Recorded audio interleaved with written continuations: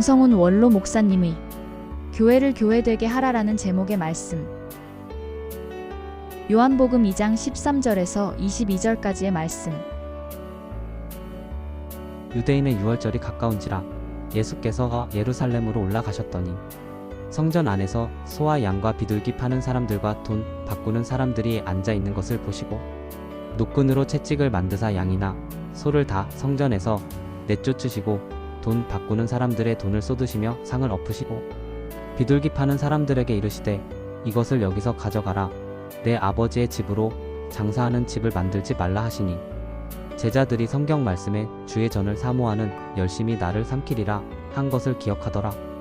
이에 유대인들이 대답하여 예수께 말하기를 내가 이런 일을 행하니 무슨 표적을 우리에게 보이겠느냐. 예수께서 대답하여 이르시되 너희가 이 성전을 헐라한 내가 사흘 동안에 일으키리라. 유대인들이 이르되 이 성전은 46년 동안의 지역권을 내가 3일 동안에 일으키겠느냐 하더라. 그러나 예수는 성전된 자기 육체를 가리켜 말씀하신 것이라. 죽은 자 가운데서 살아나신 후에야 제자들이 이 말씀하신 것을 기억하고 성경과 예수께서 하신 말씀을 믿었더라. 아멘. 황송해서 어디 서 있을 수가 없을 정도로 참 과분한 대접을 해주시고 또 올 때마다 환영해 주셔서 대단히 감사합니다. 김현숙 작가가 쓴 흔들리는 신앙 붙들어 주소서라는 책을 보면 22년 동안 무려 108번에 걸쳐서 교회를 옮겨 다닌 한 이민교회 장로님의 이야기가 실려 있습니다. 1년에 한 번도 아니고 두세 달에 한 번꼴로 교회를 옮겨 다녔다고 하니 참 용기도 가상하고 배짱도 참 두둑한 사람이 아닐까 이런 생각을 하게 됩니다. 교회를 옮겨 다닌 것이 정성이라면 정말 대단한 정성이라고 할 수 있지 않을까요? 그분이 교회를 옮기면서 공책 한 권을 늘 들고 다녔는데 그 공책의 용도는 목사님의 설교 말씀을 적으려고 한 것이 아니라 그 교회의 약점과 허물을 자세히 분석을 해서 빼곡하게 그 공책에다가 적어 놓았다고 합니다. 그 공책만 보면 그 다녔던 교회가 어떤 교회였는가를 한눈에 알아볼 수 있을 정도로 목사님의 설교에서부터 시작해서 교인들의 말투와 행동거지 하나하나에 대해서 그렇게 치밀하게 분석을 해서 평가를 해 놓았다는 것입니다. 그분이 왜 그랬느냐 하는 것은 알 수가 없습니다. 그분이 병들어 죽게 되었을 때 그가 다녔던 교회에서 어느 교회도 장례식을 치러주지 않았다고 합니다. 결국 돌고 돌다가 108번째 다녔던 교회에서 그 장로님이 불쌍해서 장례식을 해 주었다는 이야기입니다. 저는 그 장로님이 왜 그런 행동을 했을까? 어떻게 보면 비신앙적이고 비교회적인 그런 행태라고 할 수 있을 텐데 그분이 가지고 있던 교회관이 도대체 어떤 교회관이었길래 그렇게 교회를 바꾸면서 신앙생활을 했을까? 신앙생활을 했다기보다는 어쩌면 교회 순례를 하면서 세월을 보내지 않았을까라는 생각이 들기도 합니다. 다녔던 교회마다 그의 장례식을 거절했던 이유가 교회를 다닌 적은 있어도 교회를 섬긴 적은 없었기 때문이라는 이런 이유를 우리는 귀담아 들어야 할 것입니다. 저는 그분의 신앙이 잘됐다 잘못됐다 이런 비판을 하고자 하는 것이 아닙니다. 도대체 다녔던 교회에서 어떤 인상을 받았길래 또 어떤 허점을 보고 어떤 단점을 보았기에 그렇게 행동할 수밖에 없었을까라는 안타까운 마음이 들기도 합니다. 다녔던 교회 중에 교회다운 교회가 하나라도 있었다면 과연 그 장로님이 그렇게 했을까? 물론 그 장로님이 생각하고 있었던 그 교회의 기준이 아마 남달랐기 때문에 그러지 않았을까 이런 생각이 들기도 하지만 그렇게 생각하기에는 그분의 행동이 너무 지나치지 않았을까 생각을 합니다. 우리도 한 번쯤 교회를 옮겨보면 어떨까라는 생각을 아마 품고 계셨던 적도 있을 것입니다. 교회다운 교회, 보다 이상적인 그런 교회를 찾아서 교회 쇼핑을 하고 다녔던 때도 있지 않았을까. 우리는 여기서 한 가지 중요한 사실을 깨닫게 됩니다. 교회를 교회되게 하는 일이야말로 교회 부흥과 성장에 앞서 선행돼야 할 일이라고 할 수 있습니다. 교회를 교회되게 할 수만 있다면 교회 부흥과 성장은 저절로 따라오게 되는 줄로 믿습니다. 이 순서를 항상 뒤바꾸고 있기 때문에 인간의 욕심만 난무하는 그런 교회가 되고 말지 않았을까. 오늘 본문 말씀에 보면 예수님께서 성전을 숙청하신 사건이 기록되어 있습니다. 더 나아가 성전 파괴에 대한 선언을 하십니다. 오늘 19절 말씀에 보면 이런 말씀이 있습니다. 예수께서 대답하여 이르시되 너희가 이 성전을 헐라 내가 사흘 동안에 일으키리라. 성전에서 도대체 무슨 일이 일어나고 있었기에 예수님께서 그 성전을 보시면서 이 성전을 헐라고 무너뜨리라고 파괴시켜버리라고 말씀하고 계시는 것일까?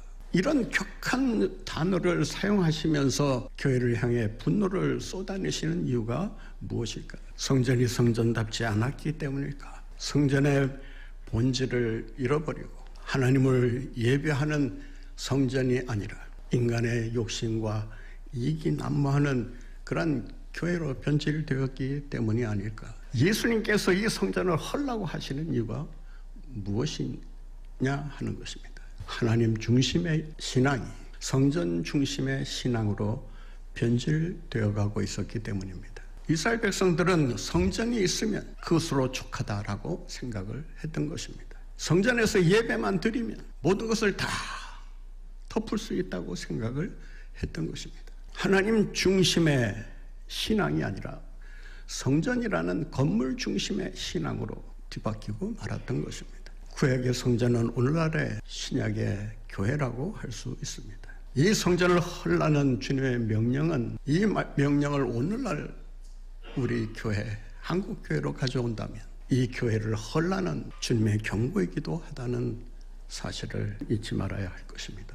과연 교회를 교회되게 하는 일이 무엇일까? 성전을 성전되게 하지 못했기 때문에 주님의 책망을 받을 수밖에 없었다라고 하는 것입니다. 여기서 허물라라고 하는 말은 당장 실천하라는 그런 의미가 내포되어 있습니다. 성전은 하나님을 만나는 곳입니다.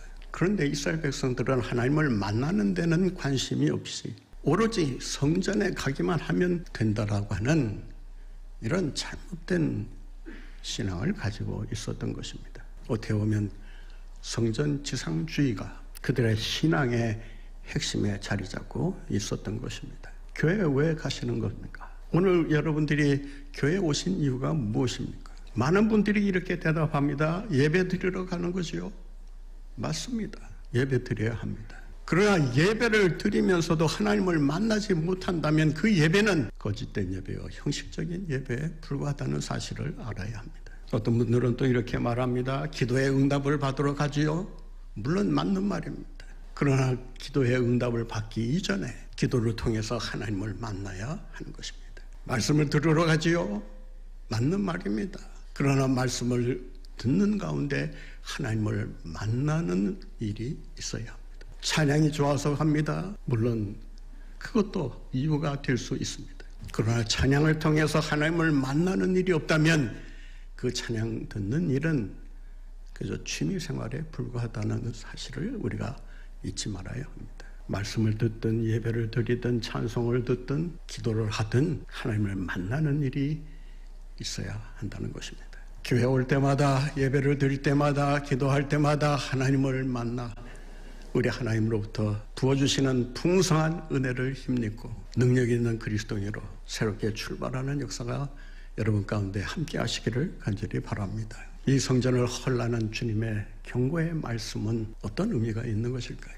당시에 하나님의 백성들의 신앙이 성전과 세상이라는 이원화된 그런 신앙으로 자리 잡아가고 있었기 때문입니다.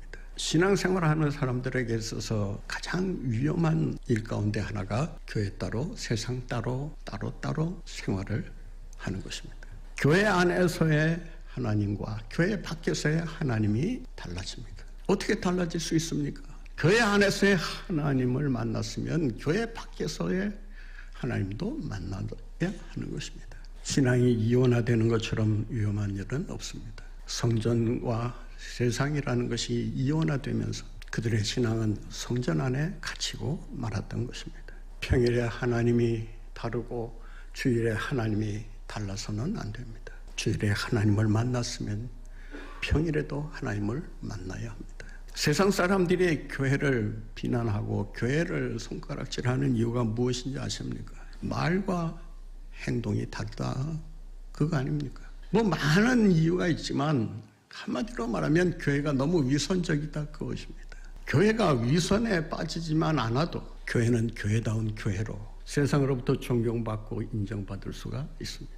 그런데 말과 행실이 다르다 보니까 겉과 속이 다르고 신앙과 삶이 일치하지 못하다 보니까 세상 사람들이 하는 말이 도대체 너희들은 뭘 믿고 살아가느냐? 신앙생활 잘하는 부모님의 자녀들이 교회 나가기를 꺼려하고 거부하는 이유가 있습니다. 교회에서는 성도님들로부터 사랑도 받고 인정도 받지만 집에 와서는 그런 모습이 전혀 없다라고 하는 것입니다. 아이들의 눈에는 부모님들의 신앙이 위선적이라고 바라보게 된다는 것입니다. 신앙이 위선적일 때 그 신앙은 생명력을 잃고 화석화되어 버리고 맙니다. 예수님께서도 그런 사람들을 가리켜서 회칠한 무덤이라고 말씀하신 이유가 무엇입니까? 겉은 그럴듯하지만 교회 와서는 신앙생활 잘하는 것처럼 보이지만 세상에 나가서는 전혀 그런 모습을 볼 수가 없다는 이야기가 아닙니까?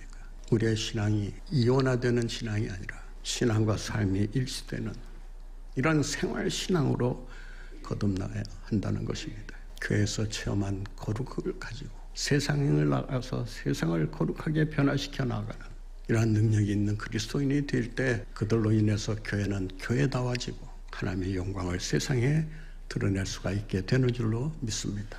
이 성전을 헐라고 하시는 예수님의 의도가 무엇이겠습니까? 무엇 때문에 이 성전을 헐라고 말씀하고 계시는 것일까요?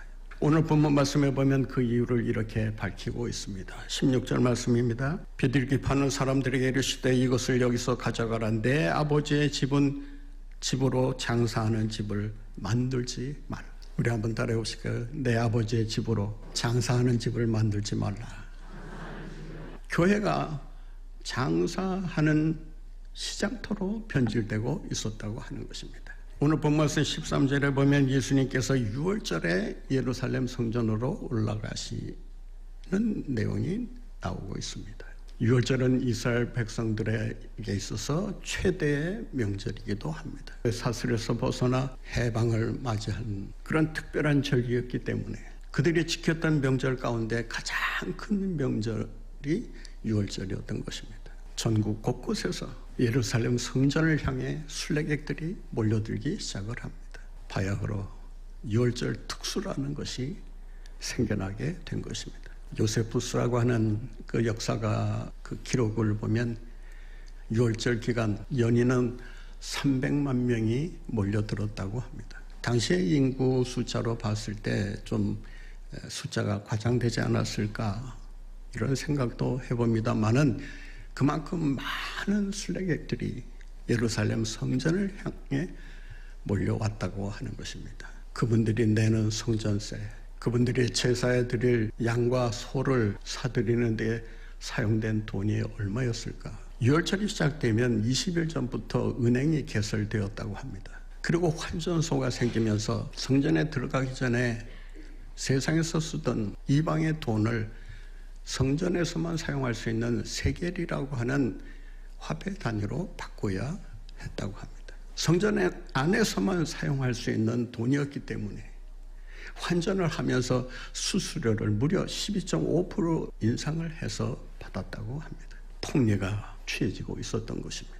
양과 소를 제물로 바칠 짐승으로 구입하기 위해서 울며 겨자 먹기식으로 부르는 대로 값을 지불해야 했습니다. 에레미야서라고 하는 신학자의 말에 의하면 10배 이상을 불렀다고 합니다. 뿐만 아니라 제물로 바치는 짐승은 흠이 없어야 했기 때문에 반드시 제사장의 검사를 거쳐야 했다고 합니다. 장사하는 사람들과 결탁된 제사장이 아무런 하자가 없음에도 불구하고 외부에서 반입된 짐승들을 하나같이 불합격시킴으로써 성전 안에서 파는 짐승들을 살 수밖에 없도록 만들어 놓았다고 합니다. 이권과 인간의 욕심이 난무하는 그런 장터를 만들고 있었다고 하는 사실을 오늘 말씀을 통해서 우리가 발견하게 됩니다. 하나님을 예배해야 할 성전이 인간의 욕심을 채우기 위한 그런 장터로 바뀌고 말았던 것입니다.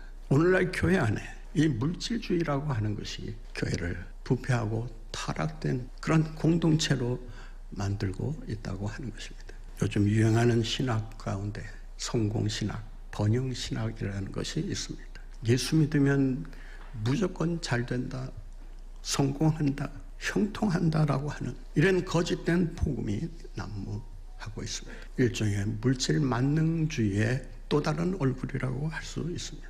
행크 헤네그래프라고 하는 사람이 쓴 바벨탑에 갇힌 복음이라는 책을 보면 거기에서 번영신학의 문제점을 조목조목 열거하면서 교회가 부패하고 타락하게 되는 결정적인 원인이 바로 이 물질 만능주의, 번영신학에 있다라고 꼬집고 있습니다. 교회를 교회되게 하기 위해서는 무엇보다도 이 물질 만능주의를 극복해 나가야 합니다.